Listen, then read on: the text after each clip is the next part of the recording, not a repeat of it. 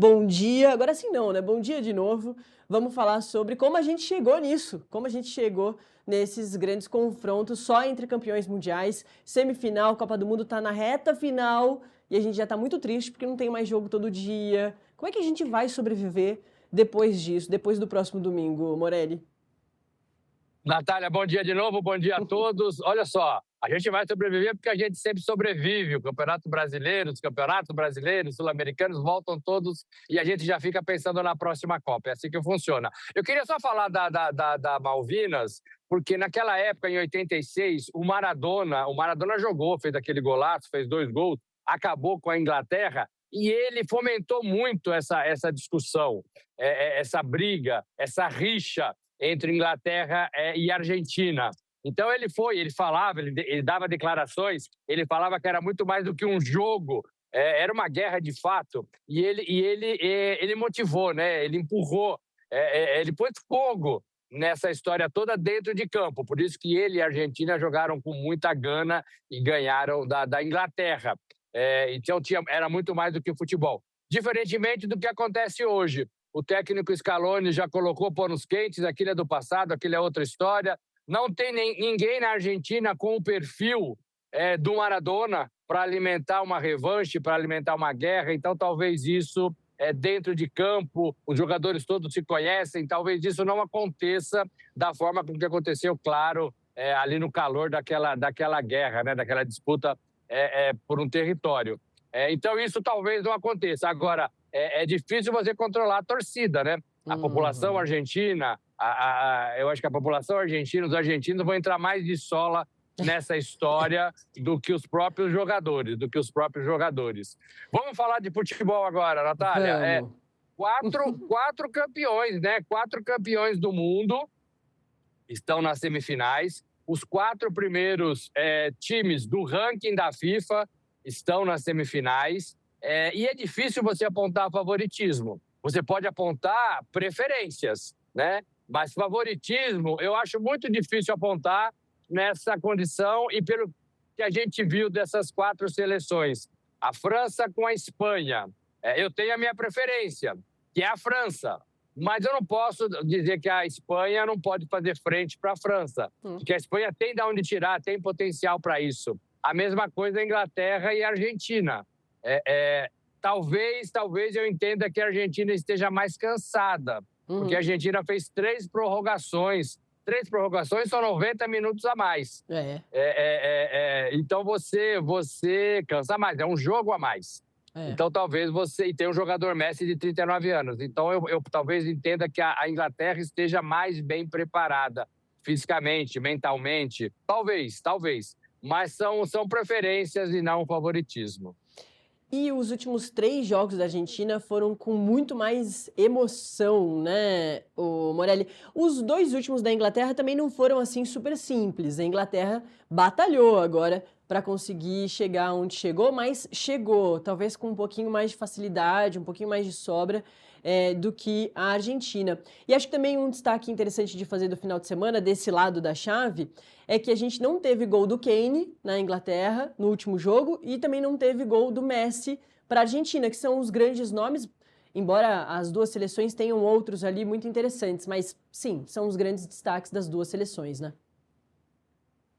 Mas quando os dois têm 8 gols na Copa do Mundo, os É. dois disputam essa artilharia. Quem vencer vai ficar nessa glória por 4 anos até a próxima Copa.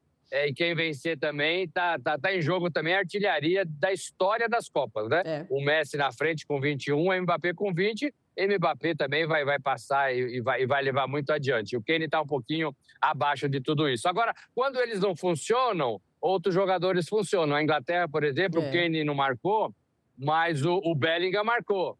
A Argentina não marcou, mas ela ganhou também de 3-1. Agora, esse sofrimento argentino é bem característico do futebol sul-americano, é bem característico também do que aconteceu na outra Copa. É. A Argentina sofreu para ganhar a outra Copa e ganhou, e foi a trancos e barrancos. Ela está sofrendo também, mas eu penso que ela tem uma estratégia, ela tem o Messi, ela tem um clima fechado, ela tem um técnico muito humilde, muito bom de conversa. A gente percebe É. pelas entrevistas que ele dá, o Scaloni dá. Então, tudo isso faz diferença num campeonato de 8 jogos.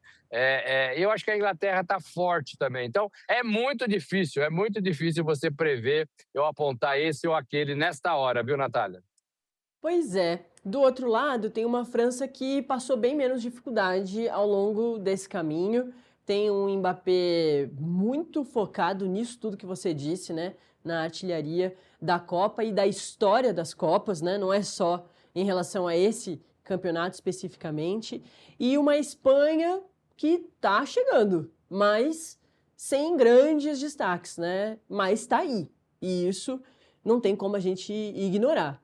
A Espanha está de novo, volta depois de tanto tempo a ter uma participação importante.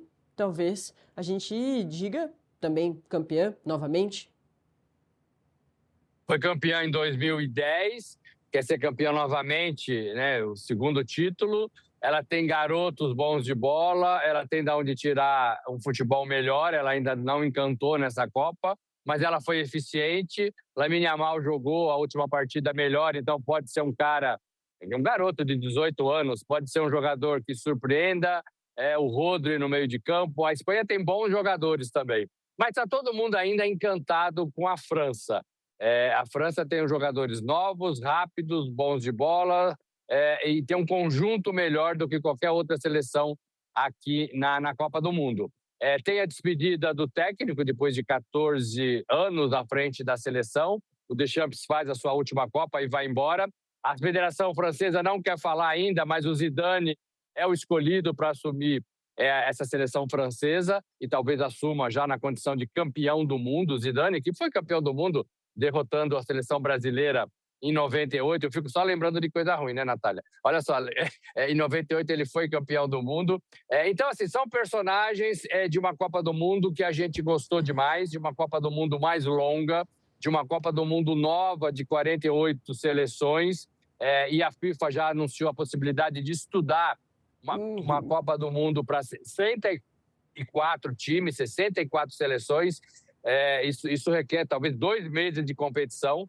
Então, tudo isso está em jogo nessa parte final, é a semana decisiva. O Trump deve aparecer na final, ele vai fazer um teste de popularidade, ele ainda não apareceu nos estádios, presidente dos Estados Unidos, Donald Trump, ele ainda não apareceu nos estádios, ele deve entregar a taça na final no dia 19, e aí ele vai colocar sua popularidade em xeque, porque podem ter franceses, ingleses, espanhóis, e não necessariamente americanos. E aí a gente não sabe como é que a torcida vai reagir à presença dele no estádio. Então, tudo isso ainda vai animar muito essa semana, viu, Natália? Exatamente. Bom, França e Espanha amanhã às 4 da tarde e Argentina e Inglaterra na quarta-feira às 4 da tarde. É isso, hoje não tem jogo, depois quinta e sexta não tem jogo, aí sábado tem o jogo de terceiro e quarto lugares e depois domingo a grande final com o primeiro e segundo lugares, né, o Morelli? É isso, o roteiro é esse, né? A programação é essa. Depois vem todo mundo para Nova York, para New Jersey, e a gente vai ver onde que eles estão e talvez a gente consiga falar com alguém, mostrar alguém. Então, essa é a programação. Existe uma preocupação muito grande em relação a brigas no estádio, ingleses e argentinos, por causa dessa rivalidade do passado, dessa guerra. Então, a polícia também, o que a gente ouve aqui, é que a polícia que a gente lê e vê no noticiário local, é que a polícia está muito esperta em relação a isso. Então, tem que ficar de olho aberto para ver se vai ter confusão. Não é em Nova York, não é em New Jersey. Esse jogo primeiro é em Dallas, da Espanha, e depois é em Atlanta, Argentina e Inglaterra. Então, o policiamento lá vai ser muito reforçado. É isso. A gente teve essa Copa com 3 países, acontecendo em 3 países. Você comentou, né, Morelli, do aumento das seleções, e a gente também vai ter esse destaque interessante para a próxima Copa. Vai ter jogo na Argentina, no Uruguai, mas a Copa efetivamente vai acontecer em também 3 países: Marrocos, Portugal e Espanha. Enfim, é isso. É o momento das mudanças aí para a Copa do Mundo, colocar mais seleções, é claro, muito mais lucrativa, né? Agora, na Copa de 2026, os estádios quase todos, em todos os jogos, com 100% da lotação. Mesmo com o ingresso agora para a final, eu ouvi R$300 mil, um ingressinho para ver a final da Copa do Mundo. É isso, a FIFA faz isso muito bem. A Copa do Mundo é um produto já feito, né? Que todo É. mundo gosta e começa muito antes. Mas o que a gente viu aqui é uma lotação de mais de 95% dos estádios em todas as partidas, né? Somando tudo, uma lotação muito grande, muito alta. Ô, Morelli, um último ponto que eu acho que daí durante a semana a gente volta a falar, claro, muito mais próximo lá da sexta-feira, principalmente, de quando vai ser o final de semana cheio de jogo e de finais. É, tem a questão climática também, que é por isso que eu acho que é mais interessante a gente falar mais para frente. Mas eu lembro que a gente teve pouca intervenção, efetivamente, mudou ali o horário de jogo. Teve um jogo que teve que ser parado ali um tempo, se estendeu bastante, mas isso pode voltar a acontecer, principalmente na final, com as chuvas muito fortes e principalmente com trovão, que é o mais perigoso. E isso também pode ser outro personagem da final, mas é isso. A gente espera o tempo passar para ver se as previsões vão se confirmando durante a semana, né?